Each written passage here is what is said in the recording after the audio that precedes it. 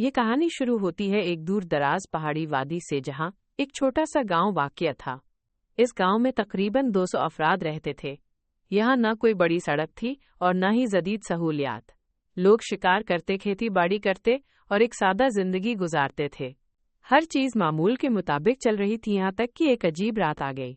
इस रात आसमान बिल्कुल साफ था। चांद की रोशनी वादी पर फैली हुई थी। गांव के चंद लोगों ने दावा किया कि उन्होंने दूर पहाड़ों की तरफ अजीब सी नीली रोशनियां देखी थीं। कुछ ने उसे कुदरती वाकया समझा, कुछ ने कहा शायद कोई शिकारी हो। लेकिन सुबह जब सूरज निकला तो कुछ ऐसा हुआ जिसने आने वाले बरसों तक लोगों को खौफजदा रखा।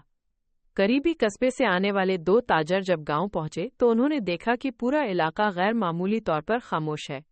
न बच्चों की आवाज़न, जानवरों की हरकतन, किसी चूल्हे से धुआं। गांव मौजूद था मगर लोग नहीं थे। घरों के दरवाजे खुले हुए थे। खाना बर्तनों में मौजूद था। कुछ जगहों पर आग की राख अभी तक गर्म थी, जैसे चंद घंटे पहले ही कोई वहां मौजूद हो।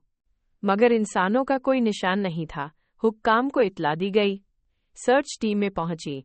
हर घर की तलाशी ली गई। पूरे इलाके को कई किलोमीटर तक खंगाला गया। फिर उन्हें पहली अजीब बात नजर आई। गांव के तमाम कुत्ते और मवेशी एक मखसूस समत में देख रहे थे, मगर वहां कुछ भी मौजूद नहीं था। तहकीकात शुरू हुई। पहाड़ों में तलाश के दौरान टीमों को चंद कदमों के निशानात मिले। हैरान कुन बात ये थी कि सैकड़ों कदमों के निशान एक ही समत जा रहे थे, लेकिन वापसी के कोई निशान नहीं थे। ये ऐसे था जैसे पूरा गांव किसी नामालूम चीज के पीछे चल पड़ा हो। कई दिन गुजर गए मगर कोई सुराग ना मिला। फिर एक नौजवान रेस्क्यू वर्कर ने वादी के शुमाली हिस्से में एक गार दरियाफ्त की। गार के अंदर दाखिल होना खतरनाक था, मगर टीम ने हिम्मत की। जैसे ही वो अंदर गए, उन्हें दीवारों पर अजीब निशानात नजर आए, ऐसे निशानात जो मकामी ज़बान या तारीख का हिस्सा नहीं थे।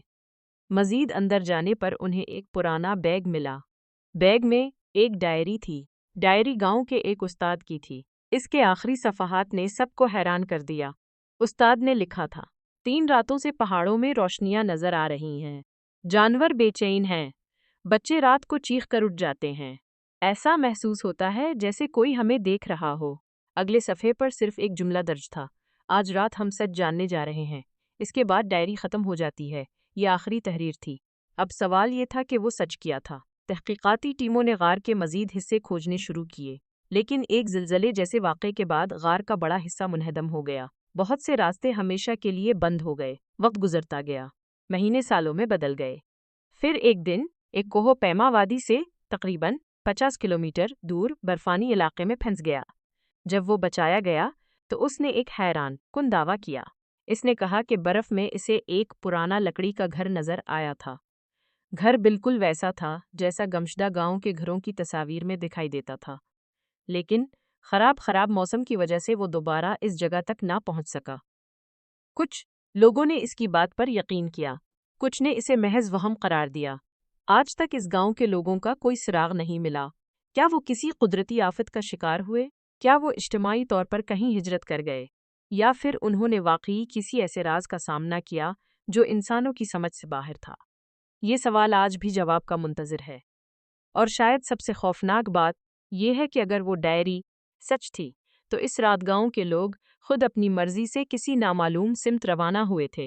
लेकिन कि क्यों और किस चीज़ के पीछे? शायद ये राज हमेशा राज ही रहेगा।